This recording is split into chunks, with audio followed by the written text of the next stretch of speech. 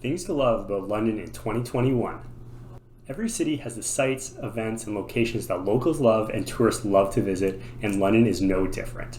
This video is for those of you who live in London already and just need a reminder of what the amazing things the city has to offer you, and those of you who are looking to make a move to London and just want to know what this great city has in store. Let's go.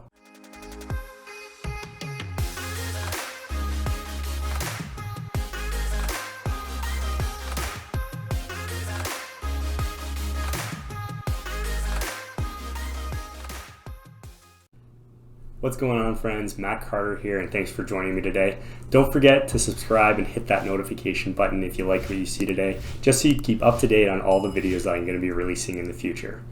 I haven't lived in London my entire life, so I had to go find all these amazing things myself, along with a little guidance of some of my friends. So I'm hoping to make your life a little bit easier by showing you some of what this city has to offer. Now, by no means is this list exclusive. There's so much more that this city has to offer than what I'm going to talk about today. And if you know of any that I didn't mention, make sure to post below in the comments and let everybody know some amazing spots to check out.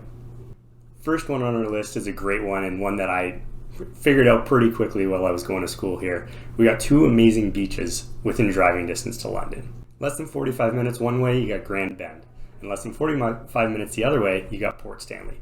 Both with amazing beaches with completely different things to offer. Up in Grand Bend, you got a great scene up there. A lot of university students love to visit that area. There's a ton of bars, restaurants, different shops along the main strip. Can't go wrong visiting Grand Bend. Down the other way, we got Port Stanley, which is a great little town right on the water. A little bit different than things that it has to offer than Grand Bend. A little bit more family oriented, tons of great rentals and Airbnbs right along the water. So great vacation for you and the family. Number 2 on the list, we go back in the city, and the Forest City lives up to his name. The parks and trails that run throughout the city can lead you virtually anywhere by getting on the number of the systems. The Thames Valley Parkway, as we call it, isn't really a road that runs through the city, but just a network of trails that can get you from one end of the city to the other end easily by foot or by bike.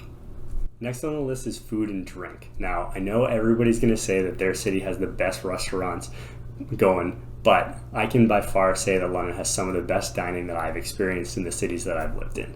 Aside from all the major chains that you'd find in almost every city, the amount of local restaurants and vendors that we have provide unprecedented amount of options that you and your family could all be looking for. And maybe I'm getting ahead of myself just a little bit, but one of the great things that London has to offer is an event called Londonlicious, where you're able to try many of the restaurants throughout the city, discounted prices. Up next is there's tons of events for everybody. Victoria Park in the middle of the city hosts tons of events year-round like Ribfest and Sunfest, some of my favorites. But there's tons of other events that happen around the city. Block Party, Rock the Park, Londonlicious like I talked about, and many more, like ones that are held at the Agriplex, like the Food and Wine Festival and the Beer and Barbecue. I think you know where my head is. Next up is actually one of my favorites on the list, and that's Bud Gardens. Bud Gardens is home to the London Knights, the London Lightning, as well as countless other events and concerts that come to the venue. London is almost always a stop for major bands touring across Canada, so it's a great spot. And not to stop there, there's tons of shows like family shows like Disney on Ice, as well as the Harry Potter in concert. Going down the list, and the next one we got is having an airport. Now, I know that sounds boring, but with the airport right in the city, there's no need to travel to other cities like Windsor, Toronto, or even go across the border to get flights. And London's airport is always expanding their routes, so more destinations are always available. And not to mention having the airport, which brings in the air show, which is always a showstopper. Next up, we have London's just geographical proximity to everything. We're right in close proximity to Toronto and to our neighbors in the south, so there's never anything that's out of reach. If you're interested in any major sporting events like the Raptors, the Leafs, the Lions, the Tigers, you're just a short drive away from either of those, and you can be back by the end of the night.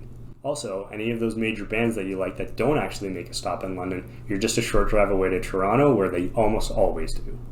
Number 8 on the list is all the local attractions that we have here being built in the city. One of my favorites is called the Factory.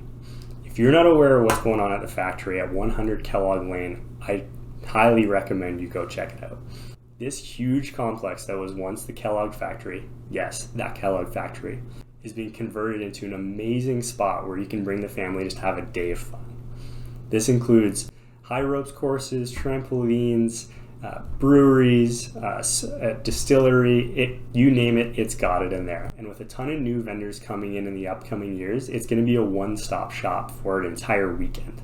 Coming up on the last couple on the list, we got BOLER Mountain. That's right, we got a mountain right here in London. BOLER Mountain is a great ski hill just outside the city that offers skiing, snowboarding, tubing in the winter times, as well as ropes courses and a mountain biking trail in the summertime. That's one spot you won't want to miss. Last on our list here, and I wouldn't be a realtor if I wasn't talking about real estate, housing is still affordable. Now before you start typing away in the comments below, I know prices have gone up in the last little while, I understand that. But what I'm talking about is affordability, relatively speaking, to what's going on in Ontario. London is still one of the most affordable cities to live in London when you're comparing it to other major cities in the southwestern region.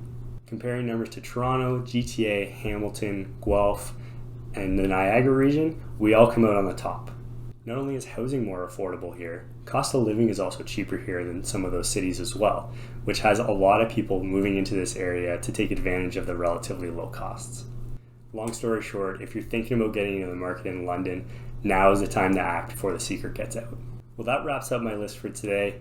I know there's a ton of other things that are amazing about London, so make sure you drop them down in the comments. Let me know what you love about this city. And make sure to subscribe, hit that notification button, and smack that like as well.